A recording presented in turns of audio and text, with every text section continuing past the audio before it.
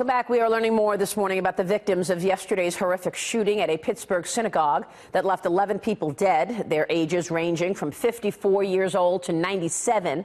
Among the lost, a pair of brothers, a husband and wife. This as the FBI releases new details of the suspected shooter, whose social media postings were reportedly full of anti-Semitic rants. He's facing 29 federal counts, 22 of which carry the potential of the death penalty. He's expected to make his court appearance before a judge tomorrow.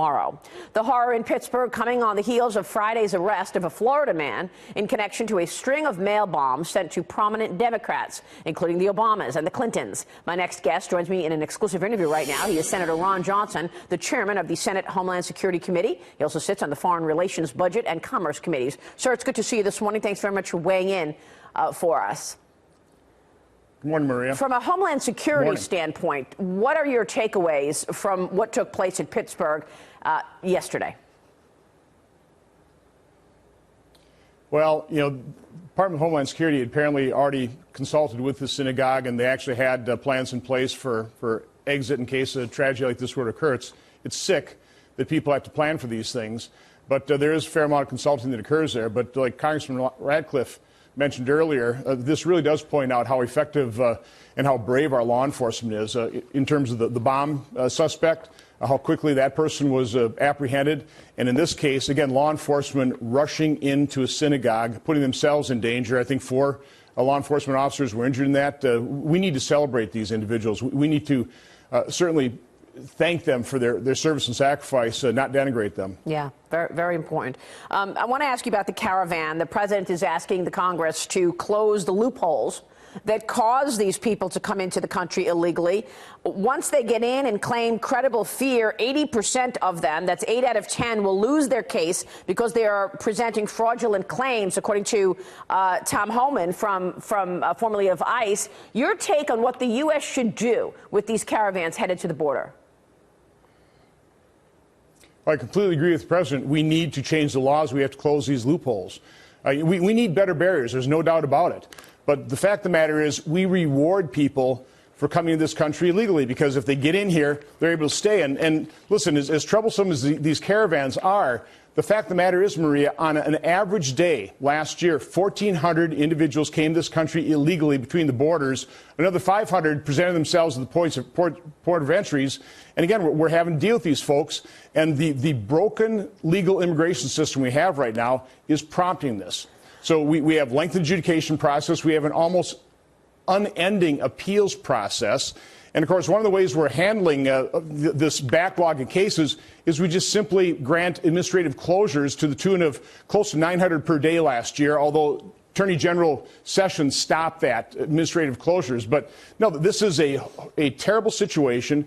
The main problem is literally our laws, bad court decisions, bad court precedents that incentivize people to come to this country illegally. We need to end that. I'm working on a bill called the Families Act through my committee that would hopefully address the inability to enforce our laws without separating families. Hopefully we can get agreement from Democrats. Nobody wants to separate families. Hopefully Democrats want to secure the borders, but I have my doubts because their solution literally is sanctuary cities, open borders, catch and release, and abolishing ICE. But I understand that, but why haven't these laws been changed? I mean, the Republicans have been in the majority for the last 2 years. Why haven't we seen any movement on our immigration laws? Because Democrats want comprehensive reform that literally creates more of these incentives. They're really not interested in closing these incentives. They just want to take a look and listen. I would love to solve the problem of the dreamers, but they won't work with us to actually enforce the laws, end these incentives, stop the endless appeals. So again, we have not been able to come together. My own personal preference was let's just take a look at one of these problems, the family separation issue, and let's fix that one. I'm trying to do that with my committee. Rather than comprehensive immigration reform, which quite honestly, the last time the Senate passed that, it included $260 billion of welfare benefits for non-U.S. citizens. I call that an enormous incentive for further illegal immigration, which is why I voted against it. So let's start this process step by step, try and find the areas of agreement. It's one thing that as a business person I'm always trying to do. Try and find the areas of agreement. Don't worry about the areas of disagreement. find the areas of agreement, and then try and fix these problems step by step. One word I'd like to, quite honestly, outlaw in Washington, D.C. is comprehensive. We do a terrible job of it. Yeah. You know, Maria, one of the things I've done, we've held almost 30 hearings on some aspect of border security. Okay. Frequently, when I start out those hearings, I list the laws that we passed to fix this problem. And then as I list the law, dating back to the mid-'80s, I talk about the number of people in this country illegally, and it goes from 3.5 million to 6 to 9 to 10 to 11 to 12. We pass all these laws. It says we're going to fix them, but we never do because there's not a very good problem-solving process inside Congress. We need to start solving these problems. But you have to look at the reality situation. We just ignore the reality. What's the answer to the families separating in terms of changing that law? And which law do you think is the most onerous that needs to go? What's the worst one that you can just communicate to viewers? Well, right now it is the reinterpretation of the Flores settlement that forces ICE to no longer detain children past 20 days, even if they're in a family unit. And so that is why when we tried to enforce the laws and we separated the children, obviously that was a huge outcry. But that's the first thing. We need to come to agreement on how to actually fix the Flores settlement so that we can detain families and their children together and then adjudicate their claim rapidly so that we can send them home. Michael Chertoff faced a surge of illegal immigrants from Brazil. He established a rapid removal process, sent them back to Brazil. The next year, we went from 33,000 people coming in from Brazil to the following year, 1,700.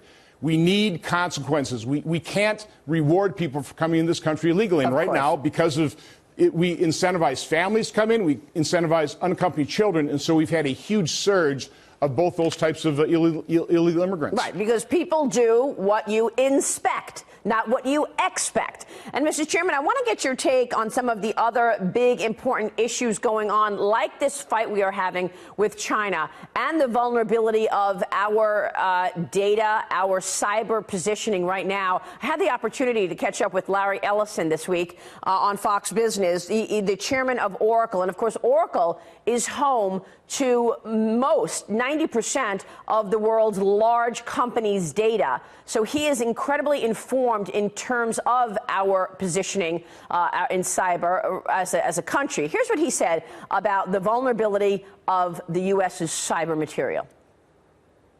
This modern cloud is constantly under attack by what are called botnets. Some are state actors, some are just cyber criminals.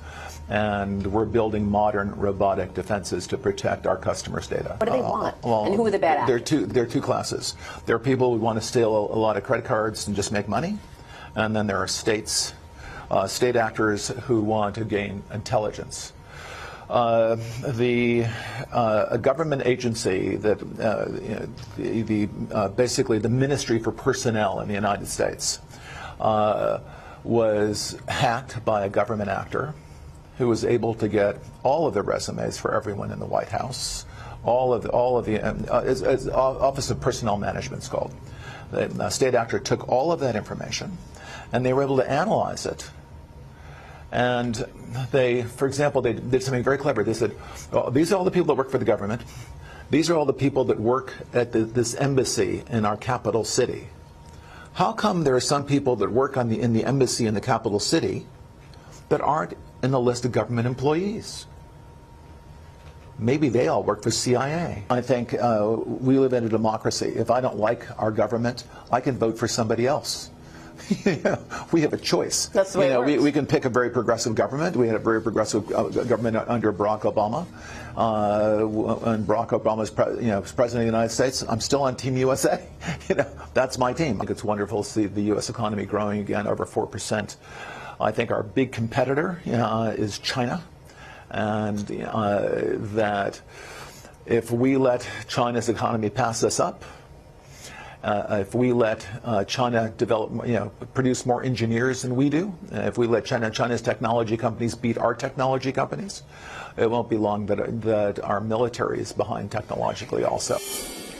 A lot to go through there, Senator. Your thoughts first on the vulnerability of our cyber. I thought Larry Ellison did a good job of connecting the dots of that breach of the Office of Personnel.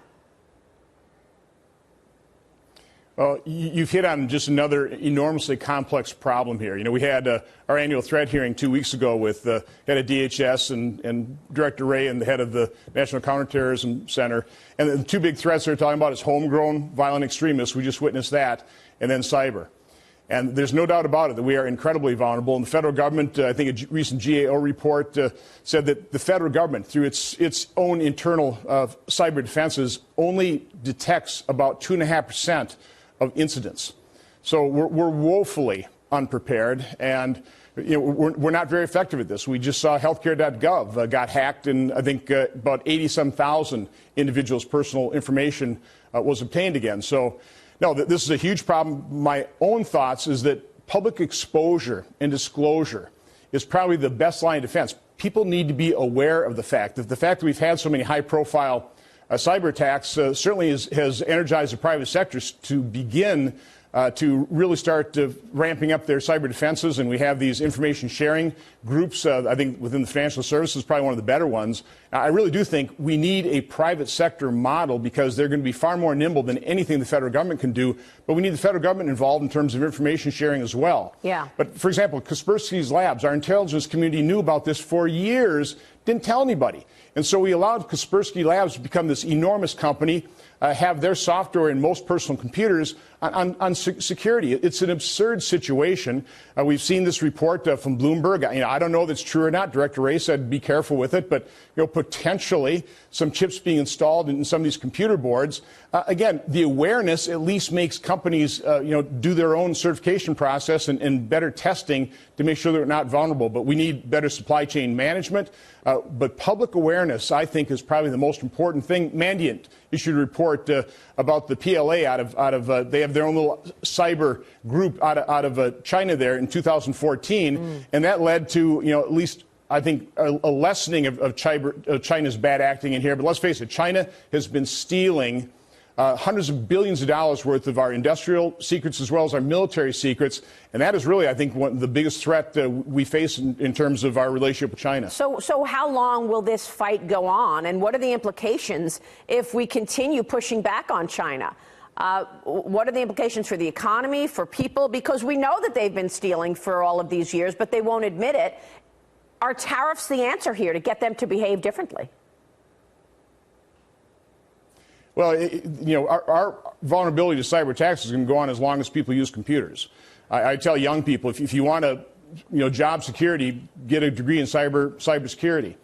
So again, I think the good news is because of public awareness, the gap between those on offense and those of us on defense is quite honestly narrowing. And I think this administration, I think appropriately, is studying the fact of potentially going on offense ourselves as part of the deterrence. But again, it's the public exposure that hopefully, if we have a unified rest of the world when it comes to trade and our dealings with China, will discipline them to begin really adhering to the norms of the rest of the world trading system. Well, I also think it's interesting to note that, Ellison also commented on the Department of Defense contract that Oracle's trying to get. Amazon wants to get the business with the Pentagon as well. I mean, well, Google walked away, but they're fine going into China and having their search engine censored. Real quick. Well, again, that's a decision I guess Google's going to make.